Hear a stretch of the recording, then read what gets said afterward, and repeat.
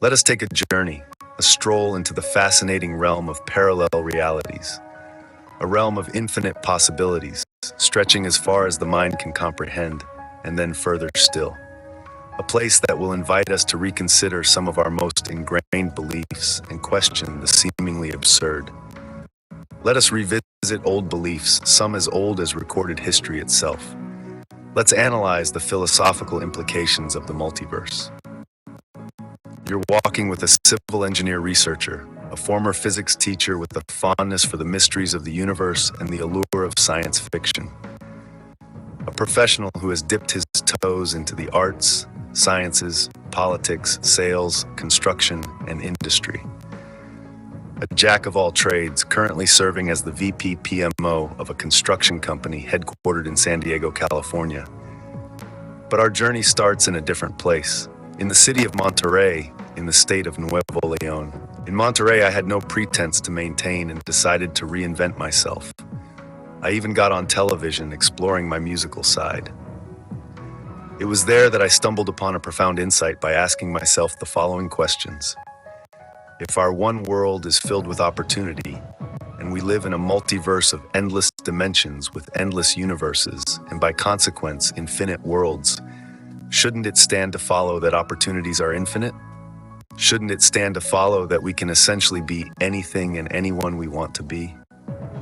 Shouldn't we be able to define and redefine ourselves, build and rebuild, reshape, revamp, retrofit ourselves as many times as we want? If there are in fact infinite versions of each of us, shouldn't it stand to follow that there must be one version where we are kings and another where we are pawns and everything in between? In the paradigm of endless possibilities, anything should theoretically be possible.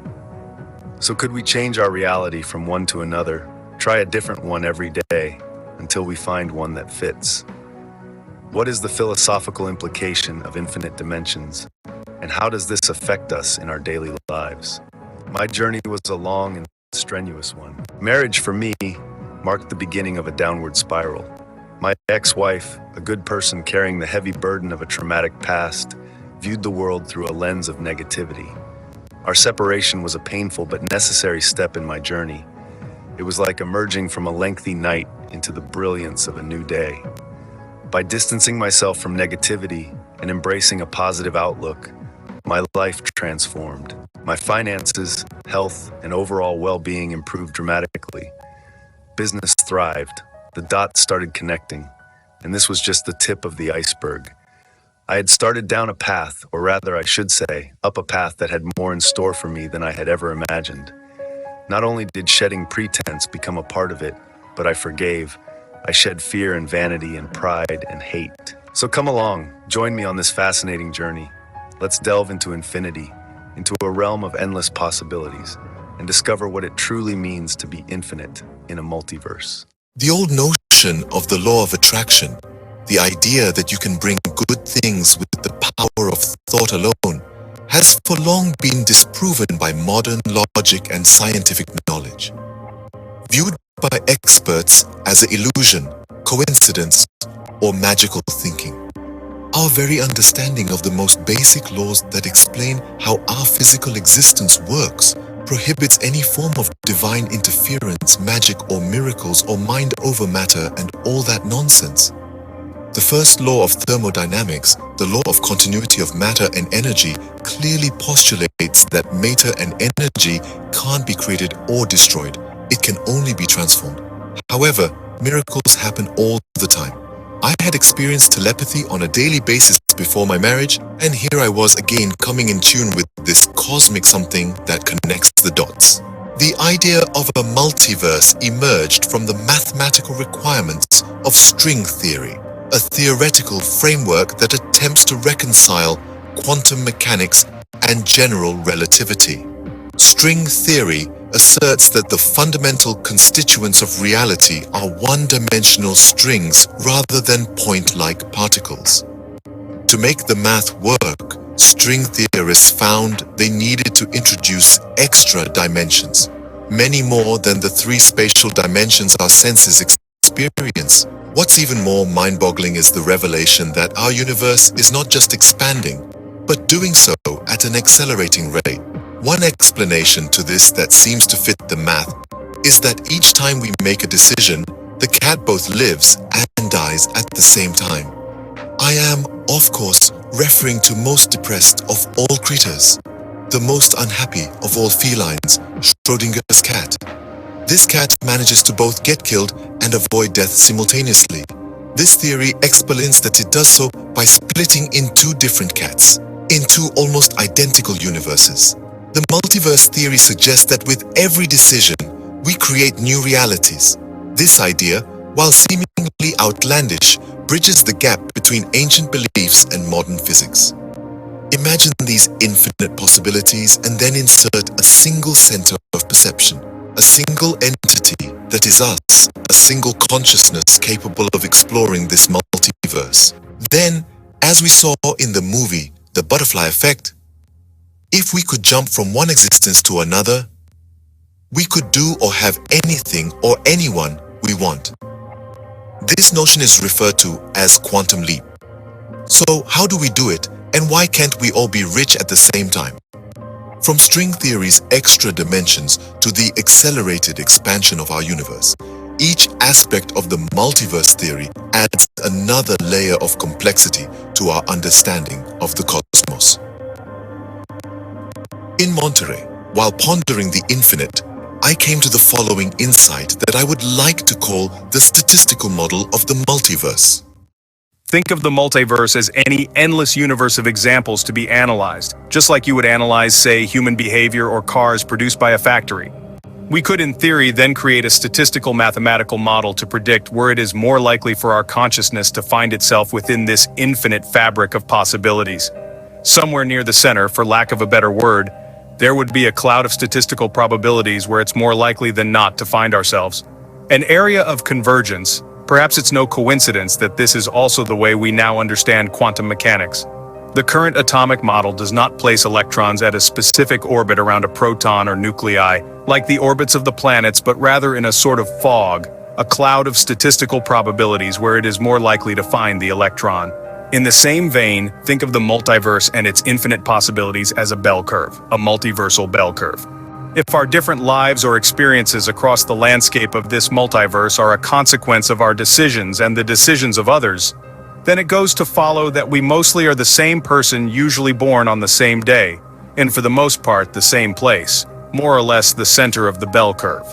Since these parallel universes have the same origin, then they are the same in everything but that one decision and its consequences, with no distinction between them other than their place in the fabric of reality. With infinite universes varying from nearly identical to wildly different, we can use the laws of probability to quantify and analyze these possibilities. From this perspective, we return once again to the multiversal bell curve. Our essence, our conscience, our soul, or our superego is more or less near the middle of the curve. We are for the most part in the most probable area of the multiverse. There might be versions of us in extreme situations like being the president of a country, yet these are outliers. We exist primarily near the center of the bell curve of possible existences. In most universes, we are more or less ourselves with minor variations. So, if we could move up or down this bell curve, to the right or left, forward or backward, however you want to see it, the changes would be very small. Being formed by a multiverse of universes with more than 4 dimensions each, it's probably a bell curve that we cannot even imagine spanning infinite dimensions or something, but you probably get the overall idea or picture. We can improve or mess up our lives by causing our consciousness to move either positively or negatively in one way or another. Say we organize these bell curve only based on the amount of love we receive from someone or our finance. If we become positive, we may be able to nudge our consciousness in this direction or that. We would not be violating any physical laws while doing this, creating something from nothing, or causing something, say cancer, to disappear from reality, because we are not changing the universe per se. We are simply moving our essence from the one that doesn't have this or that to the one that does, or vice versa.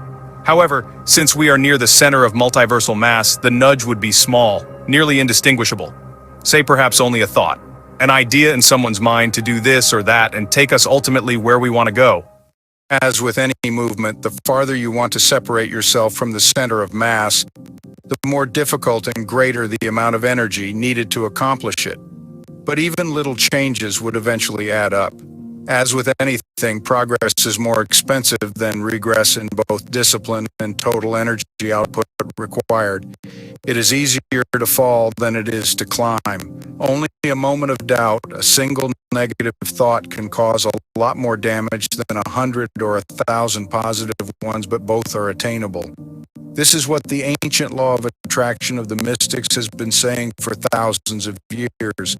Simply put, you can bring about bad things out by being negative, and vice versa. You can attract good things by being positive. What if this law of attraction is just the consequence of the reality of a multiverse?